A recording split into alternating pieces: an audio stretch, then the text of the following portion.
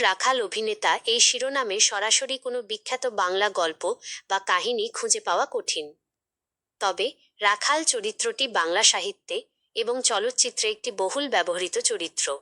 অনেক গল্পেই একজন রাখালের জীবন, তার স্বপ্ন, ভালোবাসা এবং সংগ্রামের চিত্র তুলে ধরা হয়েছে। অনেক সময় এই রাখাল চরিত্রটি কোনো অভিনেতার জীবনের সাথে মিশে গেছে, যিনি তার পেশা ছেড়ে অন্য কিছু করতে চেয়েছেন বা অভিনয় করতে চেয়েছেন। যদি আপনি এই ধরনের কোনো গল্প জানতে চান, তবে এখানে একটি কাল্পনিক গরুর রাখাল অভিনেতা কাহিনীর সংক্ষিপ্ত রূপ দেওয়া হলো। গল্পের নাম রাখালের নতুন জীবন। এক গ্রামে ছিল একটি ছেলে, তার নাম মণি। মণি ছোটবেলা থেকেই রাখাল হিসেবে কাজ করত।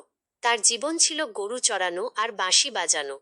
কিন্তু তার মনের গভীরে লুকিয়ে ছিল এক অন্য স্বপ্ন, সে অভিনেতা হতে চাইত। গ্রামের যাত্রাপালায় সে নিয়মিত অভিনয় করত। গ্রামের মানুষ তার অভিনয় দেখে মুগ্ধ হতো। একদিন এক বিখ্যাত থিয়েটার দলের পরিচালক তাদের গ্রামে আসেন। তিনি মণিকে অভিনয় করতে দেখে মুগ্ধ হন। তিনি মণিকে শহরে তার দলে যোগ দেওয়ার প্রস্তাব দেন। মণি দ্বিধায় পড়ে যায়। একদিকে তার জন্মভূমি, তার গরু, তার ভালোবাসার বাঁশি, অন্যদিকে তার স্বপ্নের শহর, অভিনয়ের জগৎ। মণি সিদ্ধান্ত নেয় সে শহরে যাবে।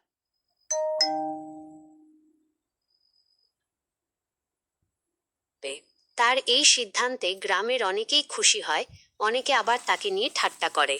শহরে গিয়ে মণি বুঝতে পারে অভিনয় জগৎটা এত সহজ নয়।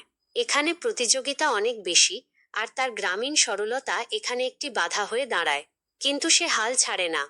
তার রাখাল জীবনের কষ্ট ও পরিশ্রম তাকে সাহায্য করে। দীর্ঘ সংগ্রামের পর মণি একজন বিখ্যাত অভিনেতা হয়ে ওঠে। সে এখন শহরের নামকরা তারকা। কিন্তু তার মনে আজও তার গ্রামের কথা, তার গরুদের কথা, তার বাঁশির সুরের কথা মনে পড়ে। সে তার অভিনয় দিয়ে গ্রামের সহজ সরল জীবন এবং রাখালদের জীবন তুলে ধরতে শুরু করে। তার প্রতিটি চরিত্রে সে তার অতীতের রাখাল জীবনকে